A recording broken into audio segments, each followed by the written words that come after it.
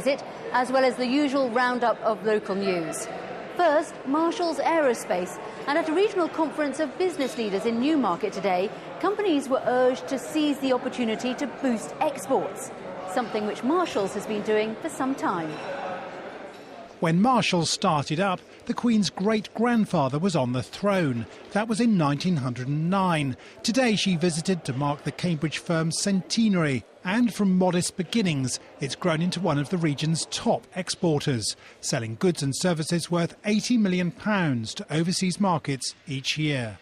We're talking about a quarter of our business is export business, which is very important to us.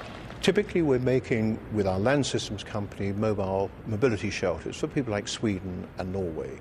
Typically hospitals. We delivered a hospital unit to Norway earlier this year. In Marshall Aerospace, we're doing work on a wide variety of aircraft for operators of the Hercules from around the world. The importance of exporting was underlined today at an international trade conference in Newmarket. This region has 8,500 exporters, and last year they sold goods and services worth £20 billion. But if our economy is to recover, they'll have to sell even more. The only way this nation is going to get out of the economic malaise it is in is trade its way out of it.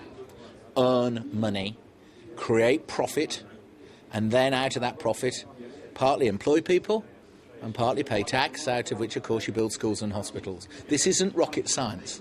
Luckily, this region's exports have been on an upward path. Traditionally, we've got very strong export markets with the developed markets, the United States and continental Europe. But increasingly, companies are looking to take their technology and innovation from this region to markets like India, China, Brazil, Russia, some of the fast-growing markets of the world. Marshall's exports, too, are on the up, all helping to keep the group's 4,000 staff in a job, even in these very tough times. Richard Bond, BBC Look East, Cambridge. Now, this is the dining hall of King's College, where earlier today the Queen and Prince Philip had lunch. They actually sat on a table just in front of that alcove down there. As you can see, it's now the students having their evening meal. I don't think they're having the same menu that the Queen and Prince Philip had. Let's just show you the view outside now. As you can see, it's a stunning sight, famous not just in this country, but around the world.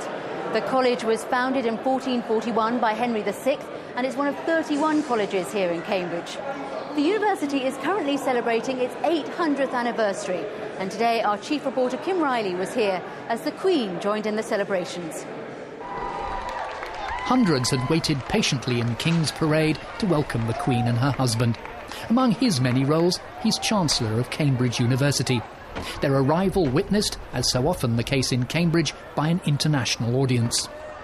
It's my first time to see the Queen, and it feels brilliant. I like it. You're impressed? Yes, she's a gorgeous woman. Yeah, she's glorious. She looks great. She's in good health. She's doing well. It's very exciting. This is my first visit to England, and my first time to see the Queen here. The Royal Bentley's staying parked up here while the Queen and the Duke have lunch with 100 of the longest-serving employees of the university in King's College. On the menu, organic salmon and artichoke and a slow-roasted sirloin of beef. And that's beef from the red poll cattle that are bred on King's College land. This afternoon, the Queen and the Chancellor in all his finery led the procession to the University Senate House.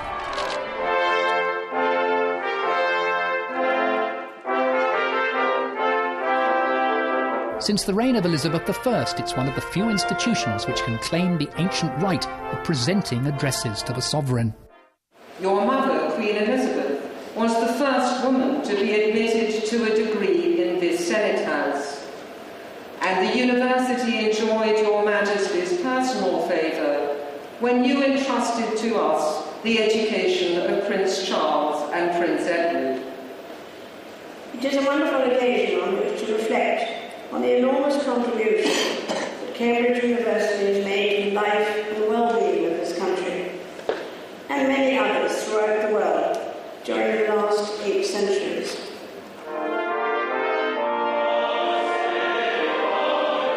During the ceremony, the Queen had sealed the last of 8 archive boxes containing 800 letters to the future, to be delivered by messengers to the university library and not to be opened for 100 years.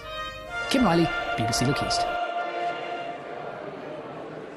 Well, let's talk now to Professor Jeremy Sanders, who's in charge of the university's anniversary committee. A very exciting day for all of you today. Was this the pinnacle? Because you've had a whole year of celebrations, haven't you? Well, it's certainly one of the peaks. We had a wonderful day in July with the Botanic Garden Party for 9,000 staff, and we had a concert in London. But today is pretty special. Yeah. And how did the Queen and the Duke of Edinburgh react to the celebrations? Well, the Queen and the Chancellor, the Duke of Edinburgh, were both tremendously good afterwards at the reception, talking to students and staff, and they're really engaged and interested in everything that's going on. And of course they've been parents, haven't they? Because 2 of their sons came to Cambridge University, but I hear that this visit was particularly special for the Queen. This was the first time that a reigning sovereign has been into the University Senate House, so that's the first time in several hundred years. And her mother was the first woman to be awarded a degree by Cambridge in 1948. So there are many family connections. It has been an amazing celebration all year round for Cambridge, but I know that you're particularly keen to say it's not just about looking back 800 years, it's about looking forward as well. That's right. Cambridge, the theme of the year has been Transforming Tomorrow. Cambridge transforms the people who work and study here, and it transforms the world through the ideas that come out.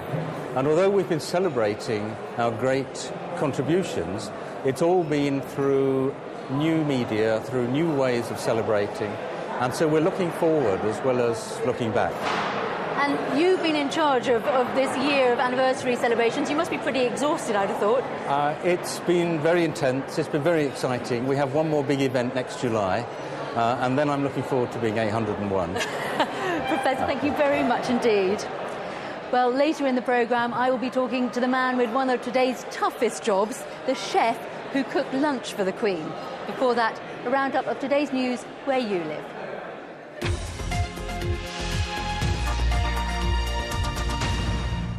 Hello, there's been another twist in the case of a man who's gone missing in Great Yarmouth. Detectives now think Derek Tempest may have been murdered. The disappearance is now being linked to the deaths of 2 men who were found inside a car in a garage 5 days later. There was little activity this morning at the garage where the 2 men's bodies were found. But it was a discovery here which has led the police now to launch a suspected murder inquiry into the missing person Derek Tempest. Well, this matter remains an open investigation, so therefore I don't want to go into the detail of what the forensic evidence is, but sufficient to say that it is of a type that confirms to me that I do believe Mr Tempest has come to really serious harm at that premises and potentially fatal injuries. Derek Tempest, an unemployed father of 3, was known to have visited the garage in Camden Place, but he's not been seen since 4 p.m. on Wednesday the 28th of October. 5 days later, the bodies of James Hall and Andrew Ventham, who lived and worked together, were discovered on the premises. Their deaths are not being treated as suspicious. But now police are appealing for witnesses who saw the men's van leaving their garage at 7 o'clock on the night Derek Tempest disappeared. Local people are surprised Hall and Ventham may have been involved in a suspected murder inquiry. Like I say, they were nice and everything. They spoke to everyone around here, got on with everyone. They helped out if they could, So no, not in a million years could I say that. Quite personal with them in particular and his foster son. Just total absolute shock at the moment. In a statement, Derek Tempest's family say they're obviously very shocked and upset by the latest news. They'll now have to come to terms with the loss of a much-loved son, partner and father. Debbie Tubby, BBC Look East, Great Yarmouth. There are claims in newspaper reports today